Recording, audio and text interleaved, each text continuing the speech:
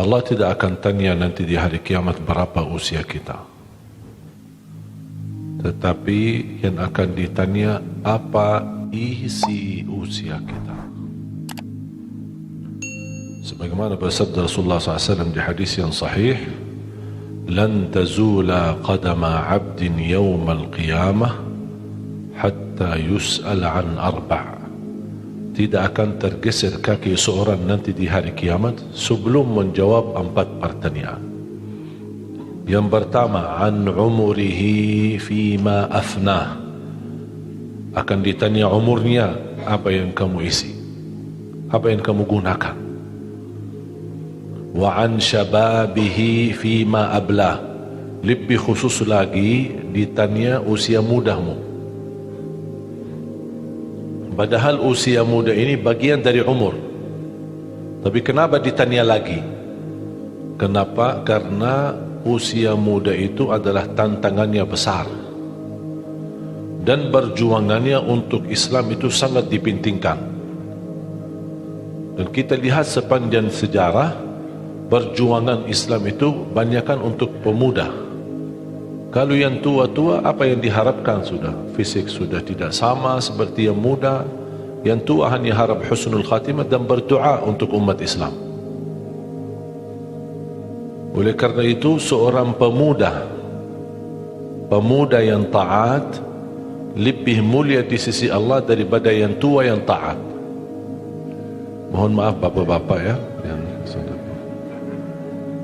yang muda yang taat lebih mulia di sisi Allah daripada yang tua yang taat. Kenapa? Padahal sama-sama taat. Kenapa yang muda lebih mulia di sisi Allah? Walaupun orang tua juga taat, sama taat. Karena pemuda itu menghadapi tantangan hawa nafsu, syahwat, godaan. Kalau yang tua, apa yang mau digoda? Ya? Makanya kalau ada musuh Islam ingin merusakkan Islam, dia rusak akhlak pemuda, bukan akhlak bapak-bapak. Dia merusak akhlak para pemuda-pemudi. Masukkan macam-macam filem yang tidak bagus, masukkan narkoba, perzinahan, minuman keras, macam-macam. Oleh karena itu, Islam pun menghargai pemuda.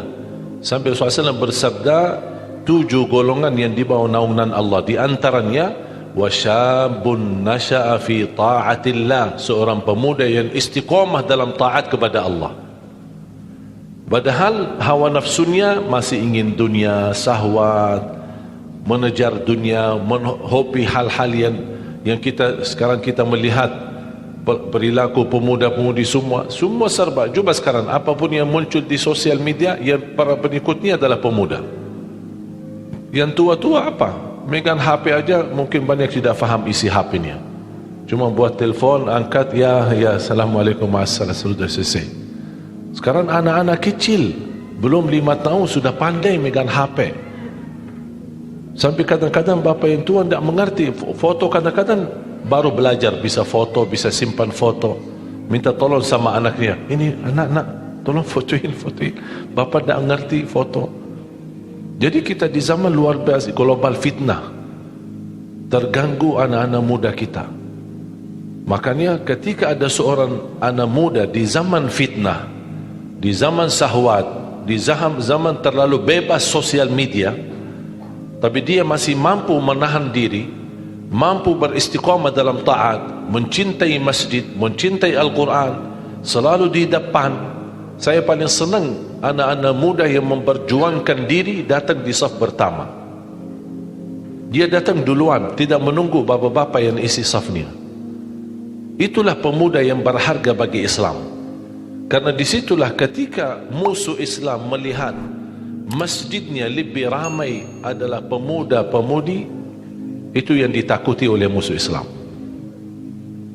Kalau mereka melihat yang ramai di masjid tua-tua, bapak-bapak, nenek-nenek, tetapi yang lain di mana? Lagi main bola, lagi nonton TV, lagi dandut, lagi kemana? Tidak jelas. Di situ mereka berkata, jangan takuti Islam, karena Islam sudah dijual sama anak muda-mudi. sudah terjual sama mereka, tidak menghargai, cuma membawa nama Islam KTP.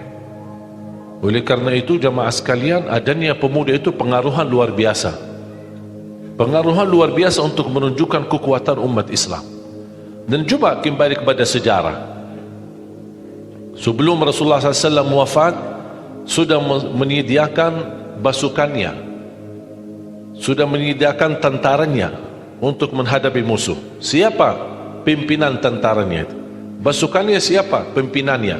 Bukan Abu Bakar As-Siddiq, bukan Umar bin Khattab, bukan Uthman bin Affan, bukan Ali bin Abi Talib, bukan Panglima Khalid bin Walid yang sangat dikenal sebagaimana ahli perang.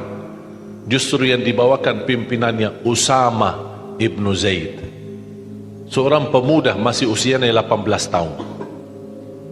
Makanya ketika Rasulullah SAW wafat, belum sempat menjalani pasukan itu, diperintahkan ketika dipilih Abu Bakar Siddiq dan ditunjukkan menjadi khalifah, pertama yang dia jalani tugasnya Nabi Muhammad SAW adalah titipan amanahnya.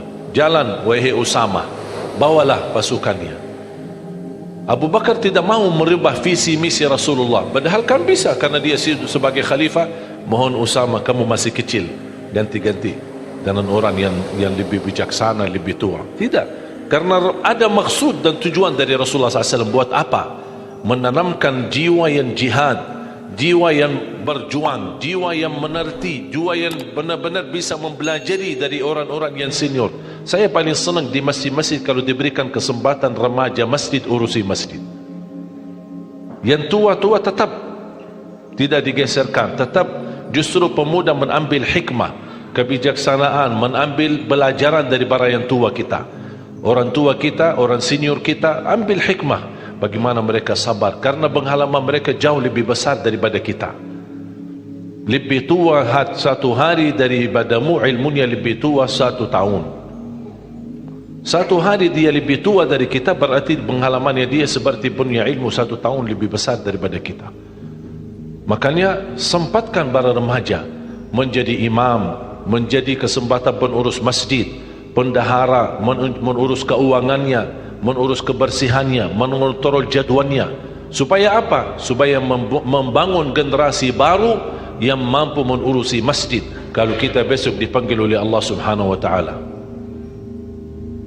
Makanya menjadi salah satu cita-cita saya mengajak seluruh masyarakat, ayo mari sama-sama terlibat dalam memperjuangkan dan mencetak 1 juta penghafal Al-Quran untuk Indonesia.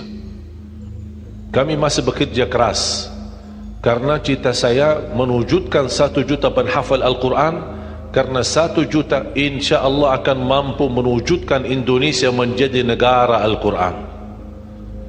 Orang berkata Makkah dan Madinah pusatnya kedatangan Islam, insya Allah Indonesia pusatnya kebangkitan Islam untuk dunia. Saya meyakini itu. Kenapa? Karena umat Islam di Indonesia terbesar sedunia. Kalau dikumpulkan seluruh umat Islam yang ada di negeri Arab, seluruh negara Arab, umat Islam di Arab Saudi, Emirat, Kuwait, Qatar, Bahrain, Oman, Yaman, Mesir, bahkan termasuk negara Afrika, dikumpulkan semua jadi satu, masih umat Islam Indonesia lebih besar.